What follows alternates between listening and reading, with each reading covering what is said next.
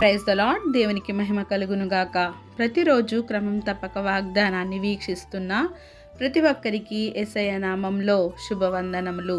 Subscribe చేసుకొని అనేక మందికి షేర్ చేసి దేవుని మాటల ద్వారా బలపరచండి. ఈ దినమునకై ఏర్పాటు చేయబడిన దేవుని వాగ్దానము సామెతల గ్రంథము 15వ అధ్యాయము 1వ వచనము. మృదువైన మాట క్రోధమును చల్లార్చును, నొప్పించు మాట కోపమును రేపును. A soft answer turns away wrath, but grievous words stir up anger. మృదువుగా మాట్లాడువారు రకరకాలుగా ఉంటారు. కొంతమంది ఎదుటి వారిపై ద్వేషం పెంచుకుంటూ పైకి మృదువుగా మాట్లాడతారు. మరికొంతమంది ఎప్పుడూ ద్వేషంతో, పగతో, క్రోధంతో రగిలిపోతూ కూడా మృదువుగా మాట్లాడతారు. మన మాట, మన చేతలు చాలా జాగ్రత్తగా చూచుకొని నడుచుకోవాలి. నీ పైన పగతో, కోపంతో ఉన్నవారిని ప్రేమగా ఒక్క మాట మాట్లాడినప్పుడు వారికి నీపై ఒకలాంటి మంచి ఉద్దేశం కలిగిస్తుంది. ఆ తగ్గింపు మాట ఎలా వస్తుంది? నీ నోరు కాచుకోవాలి అంటే నీ నోటి నిండా జీవవాక్యంను కలిగి ఉండాలి. నీ నోటిలో వాక్యంను నెమరు వేస్తున్నప్పుడు వేరే మాటలకు నీవు చోటు ఇవ్వవు. దేవుని వాక్యమే నిన్ను నడిపిస్తుంది. నీతోటి వారి ఎడల ఏ విధంగా నడుచుకోవాలో, ఏ విధంగా మాట్లాడాలో అదే నీకు మార్గం చూపుతుంది.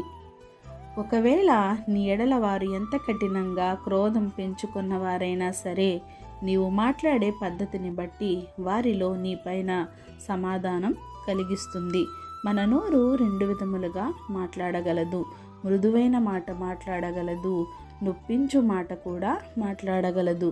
కానీ ఎవరితో ఏ విధంగా మాట్లాడాలో, ఏ విధంగా నడుచుకోవాలో అది నీకు నేర్పేది కేవలం దేవుని వాక్యం మాత్రమే.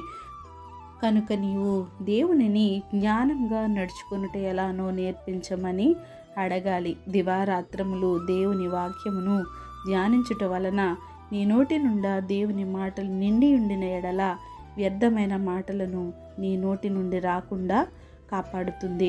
కనుక నీవు వాక్యమును పఠించు, సమాధానము కలిగి ఎదుటివారి ఎడల ప్రవర్తించు. నీ మనసుకు సంతోషమును, ఉల్లాసమును, ఊరటను కలిగిస్తుంది. లేని ఎడల నీ మానసికంగా, శారీరకంగా ఎన్నో రుగ్మతలకు నీవు గురై స్థిమితం లేని జీవితాన్ని గడపవలసి వస్తుంది. కనుక నీవు తగ్గింపు జీవితాన్ని కలిగి ఉండి నీ తోటి వారి ఎడల సమాధానము కలిగి, ప్రేమ కలిగి నీవు జీవించినట్లయితే అది నీకు ఆశీర్వాదకరం. ఈ కొద్ది మాటలు దేవుడు దీవించునుగాక. చిన్ని ప్రార్థన చేసుకుందాం. మమ్మల్ని మిక్కిలిగా ప్రేమించిన మా ప్రియ పరలోకపు తండ్రి, మీరిచ్చిన వాగ్దానంలకే వందనాలు దేవా. ఎవరైతే ఈ వాక్యాన్ని విన్నారో వినిన వాక్య ప్రకారం వారి జీవితాల్లో నడుచుకునే కృపను వారికి దయచేయండి దేవా. మేము మా ఎదుటి వారి ఎడల ఏ విధంగా నడుచుకోవాలో, ఏ విధంగా మాట్లాడాలో నాయన మాకు నేర్పించండి నాయన. మాకు తగిన జ్ఞానాన్ని, సమయోచితంగా మేము నడుచుకునే పద్ధతిని మాకు నేర్పించండి దేవా. ప్రార్థన అవసరం కొన్న ప్రతి ఒక్క బిడ్డని సమయంలో జ్ఞాపకం చేసుకోండి తండ్రి ప్రభా. మరి జగదీష్ గారికి ఉన్న ప్రతి ఒక్క సమస్య నుంచి వారిని విడిపించండి దేవా.